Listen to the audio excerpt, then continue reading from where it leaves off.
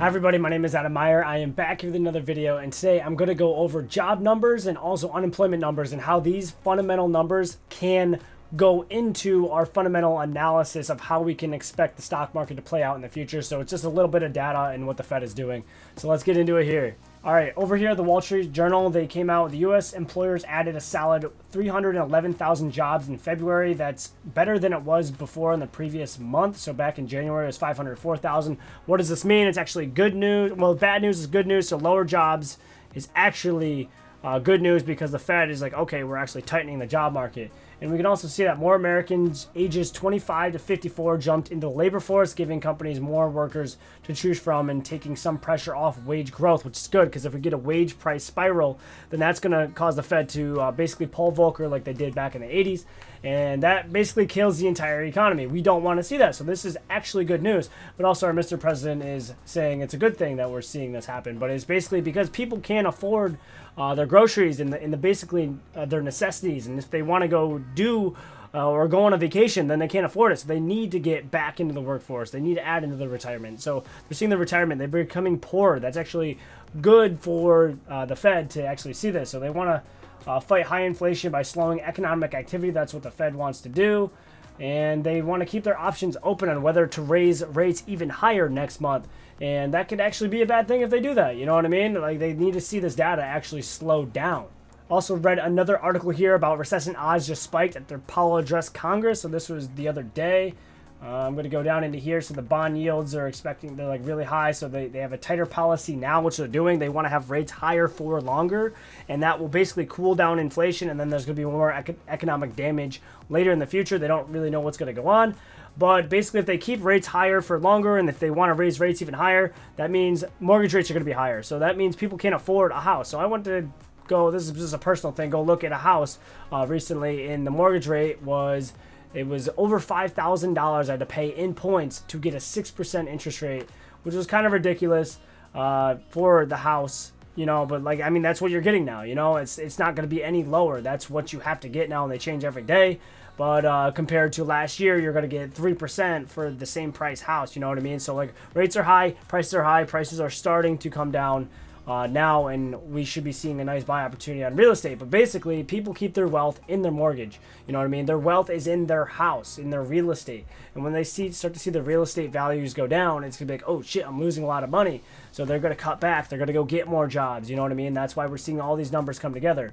And this is like another thing here. If they keep these rates higher, they're going to accelerate a recession later on. That's basically what this article is saying here.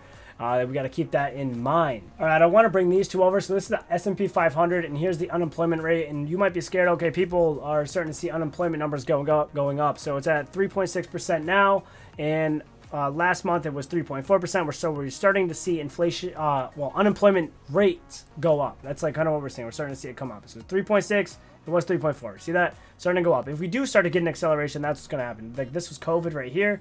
And then we go back over. We see this was back in 2008, 9, 7, 8, 9, something like that. We have 2001, 2002. We start to rise up within here. So look at this. So keep this in mind. We have a peak of unemployment at October 2009. You know, everything was bad. Unemployment just starting to go. So think about now. We're seeing high rates. Unemployment is just, let's say we start to see it go up this year. Let's say it starts to rise. And now it's like really high up in 2009. Okay. So we go over here to 2009. So this is October 2009 was like the peak of the unemployment. So October 2009. So we had 2009, October. And look at where the stock market is. When unemployment is very high, everybody's, oh, I'm losing my job, Look at where the stock market is. It's towards the bottom. The bottom actually happened over here within March of 2009. So that was somewhere around here. So unemployment just getting close up to the top. So that's where the bottom typically came in around that time. We can go over here as well. So we look at the peak over here of unemployment 2003. So let's say May or June 2003. Somewhere over there. Let's go to 2003. We go over to May and June. Oops. October. May. So 2003. May, June, when unemployment was high, look how low the stock market was. It was all the way down here, and then eventually it started working its way back up over a period of time over the next few years. But we just look at this as history, and then you go over to the 90s, but the 90s is kind of flat over here in the S&P. But if you look over here in history, like the past few were the stock market bottoms when unemployment's going up or it's near its peak, or even like right before its peak. So when we start to see unemployment go up, like if this really does happen, it's starting to look to happen. Like look around, read articles, watch podcasts, listen to podcasts, watch videos, like educate yourself. You know what I mean? None of this is financial advice, by the way. But when you start to see this unemployment go up, like get ready, like get educated. Okay, get educated on what you can do yourself. Not financial advice, but get educated on what you can do. I'm gonna pull up the chart of the S&P 500 and the Nasdaq. But you can see we're really high up here. If we do work our way down here, this could be discounted. If we do get down here, and we do start to see unemployment go up, people are going to get scared. The stock market might come down even more.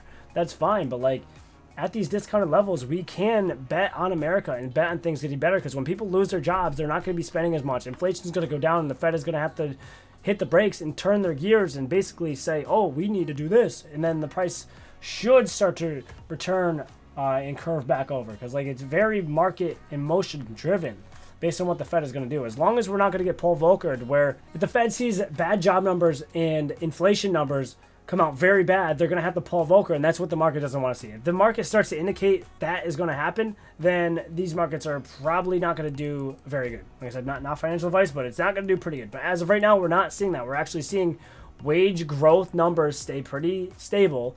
They're not going crazy high, bidding for the next person, and then inflation going crazy high. It's like stabilizing.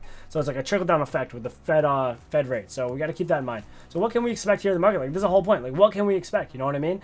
So we're going to come down possibly within here if things do continue to get worse within there. We have these lows within here. If we do reach into here, another area. Like, these are areas I'm looking at myself personally. So I'm looking at these areas here. I'm looking at below these lows within here.